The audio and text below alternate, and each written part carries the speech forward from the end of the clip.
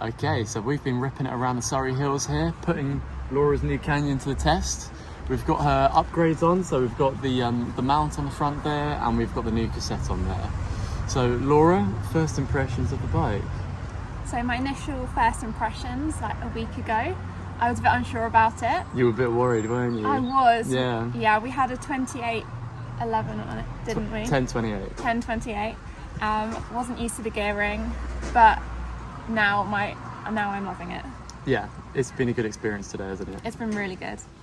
So in terms of the weight, does it feel like a light bike when you're riding it? It really does. I think that's one of the main differences in terms of the handling and the lightness of it. You can really throw it around. So compared to your old Specialized Roubaix, it's a better bike, huh? Yeah, way lighter. You can set up hills, down hills, just handling. Nice. And what about throwing the bike around? Because obviously that's where you feel the weight quite a lot. Yeah, you can throw it around really easily. When you're at the saddle? Yeah.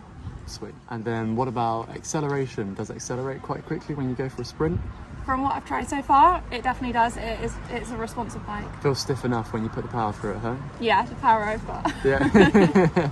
You're pushing over 700 watts there. It was good. It was pretty good. Yeah. I really enjoyed it. And you were using the power meter for the first time, weren't you, really? Yeah, I loved having the data there. It was really, It's the first time you've kind of just had it sitting there that you can see the whole time, wasn't it? Yeah, I mean, I have used power meter pedals a couple of times before. Yeah. But I loved having the power data back. It's been a while. Perfect. Really interesting. So Laura, does it climb well? I think it climbs really well. Yeah. Yes. So obviously we changed the cassette. Yeah. And I think it's made such a difference. It climbs really well. That makes it worth the change, huh? Yeah, the gearing 100% does. Yeah, so how did you feel going from the 1028 to the 1033? Yeah, so it's given me one extra gear, but it's made all the difference. Like, really does. I can get a comfortable cadence when I'm climbing now and feel so much more comfortable. Good. And actually, I noticed you spending a lot more time in the big chain ring at the front. Yeah. Rather than going to the back a lot more. Yeah, on those slightly shallower climbs, can definitely stay in the big cog on the front for a lot longer. Yeah. So we didn't work overly hard today, but one of the hills that we did do was Bar Hatch Lane.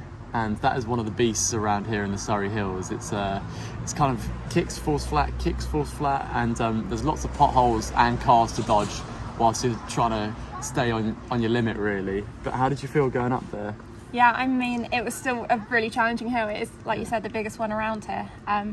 I was still breathing. My heart was pumping. I noticed. Cadence came down. Yeah, but I noticed that you were in the saddle a lot more than I was. I was in the saddle for nearly all of it. Yeah. And that's kind of my style as well. Yeah, I didn't have to get out the saddle and grind it out. I could maintain a seated cadence. Just a light bike, good gearing, huh? Yeah, which I like. I'm used to. So yeah, cool. 10 out of 10. So I know this next one's more of an intangible question, but does it feel more aerodynamic? Do you feel faster on it? I definitely feel faster on it. I don't know whether it is or isn't, but yeah, you definitely feel a lot faster on it. Okay, good. Yeah. I mean, one thing I noticed today is actually on the downhills, normally you're quite sluggish because you're quite light. You don't accelerate very fast on the downhills, but actually you were a lot closer behind me today on all the downhills. I think so too. We've always put it down to you having an aerodynamic bike. And more weight. Yeah, and now I do feel like it's less of a gap. Yeah, so I'm 20 kilos more than you are now. So one final question. You've got 50mm deep wheels on there, and you've never really had like 50mm deep wheels. Today isn't really a test because we were protected by the lanes, so we didn't really get many crosswinds today, even though it is a windy day. But we were in the Isle of Wight last weekend, and how did the wheels do in the crosswinds on the Isle of Wight? Because you're much more exposed, you're right on the edge of the sea. Yeah, we were like riding on the cliffs. It was a really windy day. I was a bit worried how it was going to be.